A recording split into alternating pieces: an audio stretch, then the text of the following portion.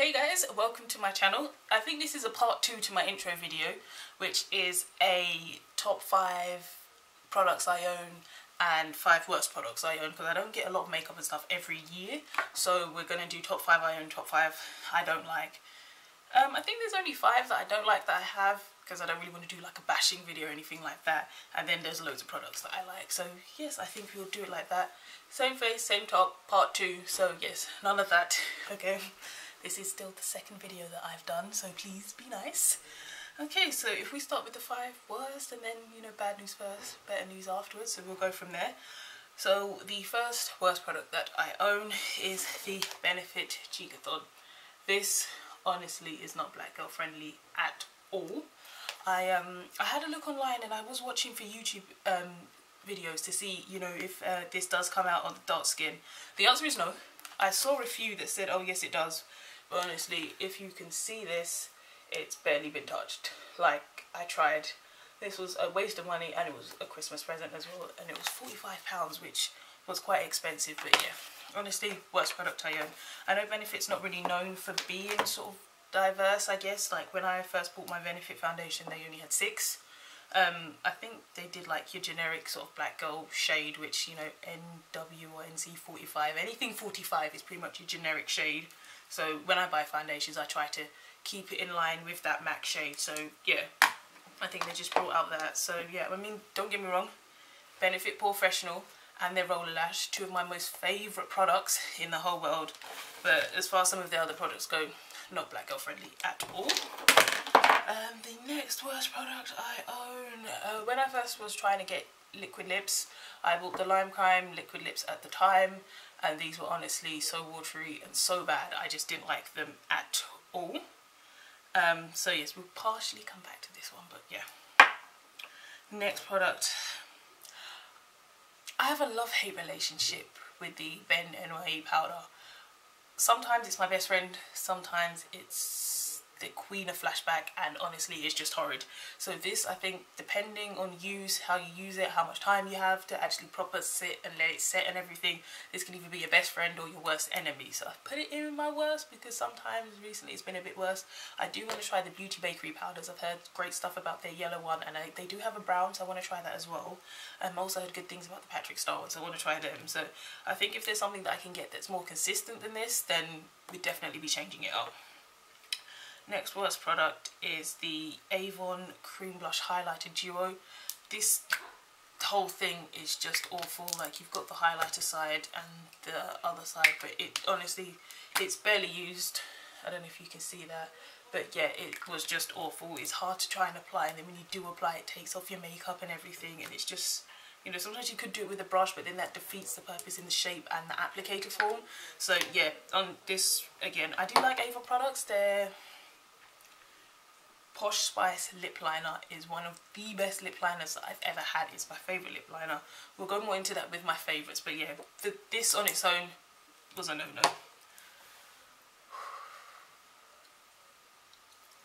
The next product makes me so mad. It's not even a joke. So I bought this charcoal clay mask. Worst product ever. I used it on my face and it didn't do anything to my face. I washed it off. As I washed it off, I got cracks in the side of my mouth and I didn't think anything of it. I then went out for New Year's and I used this Victoria liquid lipstick and I got first degree burns. I don't know if it was the combination of the two, because this is also on my worst list because I don't know how it went. But yeah, I started off with cracks in my mouth, then my whole lip burnt, and then my lips are still now peeling. Today's the 27th. It was since New Year's. I got the burns all over my mouth, and my face is still peeling. My lips are still peeling. There's just, and all the bottom of my lips are black as well. So I wear a lot of nude colours, nude glosses and everything like that. And my top lip is quite dark, and then my bottom lip is quite pink. So with the contrast of the two, it looked okay. But now I've got patches on my bottom lip. It's just awful. This here. So mad, so mad, because it's my face and I just look like I haven't Vaseline my lips. I look like I've just been dry running through the Antarctic or something like that, and I've just got dry crusty lips, which isn't the case. I've got burns and my skin's peeling and healing, but it's just honestly horrid. And as I said, 27 days later we're still peeling and healing. I'm just absolutely annoyed. this colour is amazing. This colour is really nice. Let me swatch it on my hand so you can see. It's a really nice plum colour, as you can see. But yeah, I just haven't had the confidence to try it again. I'm not actually trying a lot of stuff unless I know that it works on my mouth and I don't have a reaction at the moment while my lips are still... Okay, so going back to this, I bought this, as I said, it was really watery, really bad. So because I bought the Lime Crime liquid lip when liquid lips were like right at the peak of everything, a friend of mine then bought the Jeffree Star Dominatrix one. Should have possibly said trigger warning. So yeah, after she bought that one, it was really good, really quality. I went out and bought tons. Like, this was when I was first getting into makeup and being sort of like, you know, a makeup fan. And this is pretty much just some of the collection that I bought. I bought tons of liquid lips, I bought the Androgyny palette, I bought the Beauty Killer palette, I bought tons of highlighters as well. Like, I bought a lot. I just went straight in, threw tons of money at it, and then all that stuff came out with him being racist or whatever, and then that whole argument with Jackie Aina came out, and then he put out that really poor apology video, and I was like, I've just invested a lot of coin into this company that doesn't seem to actually, you know, represent black people or stand up for black people. And I said, I mean, the apology for me wasn't that great. If the apology had been better, then I'd have been like, okay, maybe that's cool. But yeah, for me, it wasn't that bad. But we've literally been stuck with a ton of this. So I think since then, we have decided to go more inclusive. So yeah, I do still like liquid lips and things like that. So we're getting rid of all the liquid lips that we've got at the moment, and I think I'm going to invest in the Fenty Beauty ones. I watched Jackie Aina's video and they looked really, really good. So if I can invest all my money into that product that doesn't quite give back, then I'm going to invest in something that does, that, you know, is more known for being inclusive. I mean, when I first got into watching YouTube videos, I never really watched a lot or anything like that when, you know, the makeup videos were coming out. So I did used to watch Jeffree Star's videos and things, and when he put up the video with him and his assistant, for me that was the first video that I'd seen that, you know, it was takes on liquid lips that you could see on dark skin and on pale skin. So for me that was kind of, you know, pioneering for me, because I hadn't seen that before. You know, you could see it on both. But then since then, when all that rest of that stuff came out, it's like, was that just for money? And then the next time he did that, I think he had Nikita Dragon on the swatches. So for me then, it didn't quite work as inclusive. So I was like, okay, so I still can't see how these liquid lips look on my skin until I buy them. So it doesn't help me at all. So yeah, that's sort of like as a quality of company, as I said, I don't mind some of the dark liquid lips. I do still have some of them. I'm getting rid of most of the stuff, but I've invested a lot of coin. Like, some of the highlighters are £25 each. Some of the liquid lips I got were big collections. The eyeshadow palettes were £40 each, and, you know, girl broke. She ain't just gonna throw them out. Like, we're not gonna go out promoing or anything like that. But at the same time, sometimes I might be wearing some of the products. But as I said, you know, frugal, getting value for money,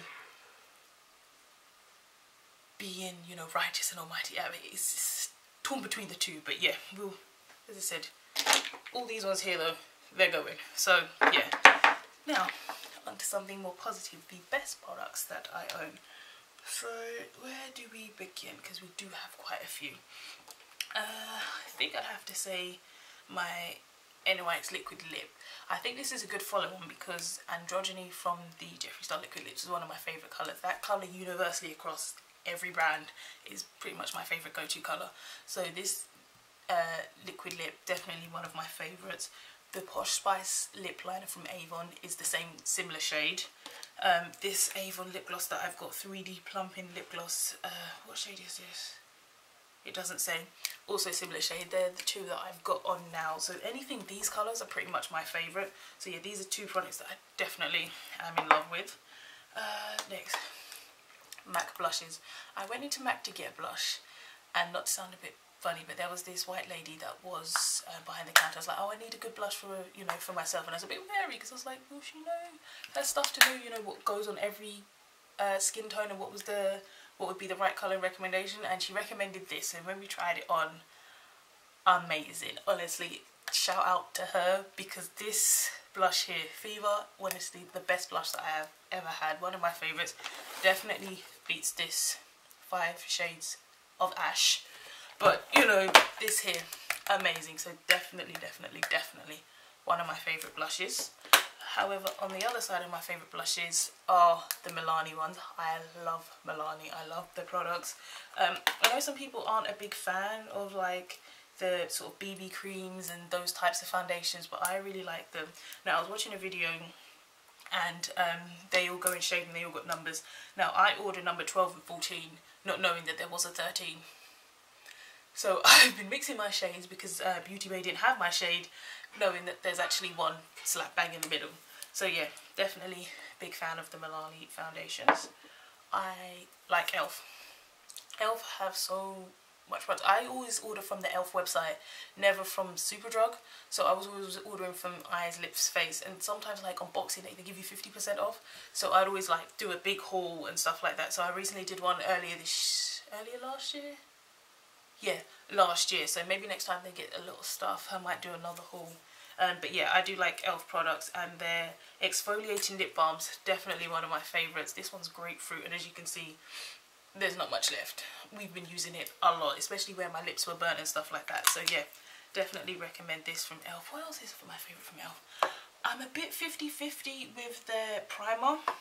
My Benefit Professional ran out, so I've got their mineral infused primer. It doesn't quite give me as much oil control as my Benefit Professional, and I definitely have to set this primer as well. But as overall, from a primer, the way it feels, the texture and everything like that, definitely quite nice. What other products have we got? Oh, I got this as a birthday gift and I've been using it ever since. The Urban Decay Chill Makeup Setting Spray. I honestly can get hours of wear out of this. I know their all-nighter spray is supposed to be really good, but I wore this spray to set my face for Carnival.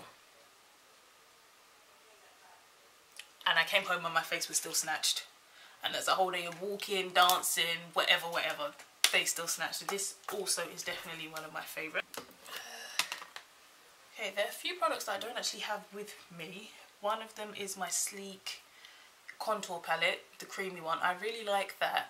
I use it more to snatch my nose than to do my face, but looking for a cream contour palette that I was sort of like that's black girl friendly, still good quality. I didn't want to spend £40 on an Anastasia Beverly Hills one because I'm very new to makeup. I'm still starting out, I'm still trying to find my feet, so I'm not going to spend £40 worth of product while I'm still finding my techniques, when I can spend £12 on product, find my techniques, and then, you know, as I gradually get better and things like that, we're not wasting the expensive product. But then a lot of the things in makeup is just because it's more expensive doesn't mean it is better, because you can get good quality across the board. I think it's more the consistency, because I can buy stuff from e.l.f. some of it's amazing, some of it's not so good, so I think it's the consistency. But then I've been hearing stuff about the Subculture palette, so you know, it all depends from there. Morphe eyeshadow palettes, pretty much anything Morphe I'm a fan of. I really like their eyeshadow palettes. I've got the 35p and the 3502 palette, which are really good. They've changed up their branding, so I might get some of the smaller ones that come with the mirror, because they're supposed to be really good, and I'm excited to try the mirror as well. I do like my handheld mirror. These brushes, I fought so hard to get these brushes because the Goldenlocks brushes came out and they were amazing, and I remember Patrick Starr doing a lot with the brushes as well, especially this this one. I remember him saying this is pretty much like a beauty blender on a stick. I remember him saying that, and honestly these are my favourite brushes. I keep them on me all the time, whether it's travelling or whether I'm using them for a full face. These brushes are definitely my favourite. And then Morphe was selling them individually, and I was like, no, I'm not buying them individually. I want the case, I will buy the whole set. And I remember I had to wait ages because a lot of the websites in the UK didn't have them, and then I finally found it. I can't remember which website I found it on, but I finally found it, and I was like, and they'd gone up in price since then. They went up in price before I bought them, because I think these were a bit cheaper, and then they went up to like £50 because they were selling the brushes individually. I was like, oh, but I managed to find it, secured them, best thing ever. So yeah, I think that is pretty much it. I think we definitely did more than 5 that we like, which is a good thing, because you know, you'd expect that when you're spending money you'd have more products you like than didn't like. So yeah, as a collective, as a whole, these are mostly products that I do like. The very few ones that I don't like, the ones that I'm getting rid of to try and, you know, we're not investing in them anymore. So hopefully this year we plan to get a lot more. I like to do stuff all or nothing. So I've got the uncensored lip paint from Fenty Beauty, but I want to buy everything in one go. So I want to get my foundation, I want to get the sticks, I want to get all the Mademoiselle liquid lipstick. So I'm waiting till I go to London so I can get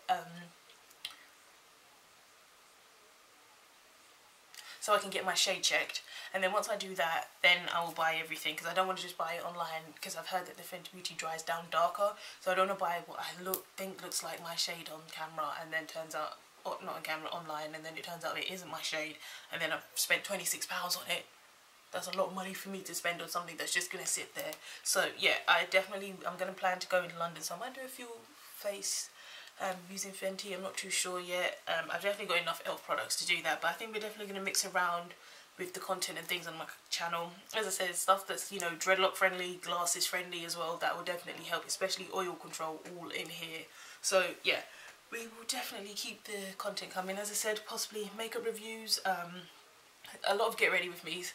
I've got some people that might be lined up that want to do some get ready with me's, loads of anime content coming, possibly gaming content, football content, DIY content, you know, and just little bits as well with my glue gun and what other bits, crafting and stuff like that, and just, yeah, any other random general crap. But yeah, as I said, this is different for me. This is putting myself out there, you know, doing something that I've never done before, especially putting something on the internet that anyone can see. Not a lot of people will see it, but that anyone can see.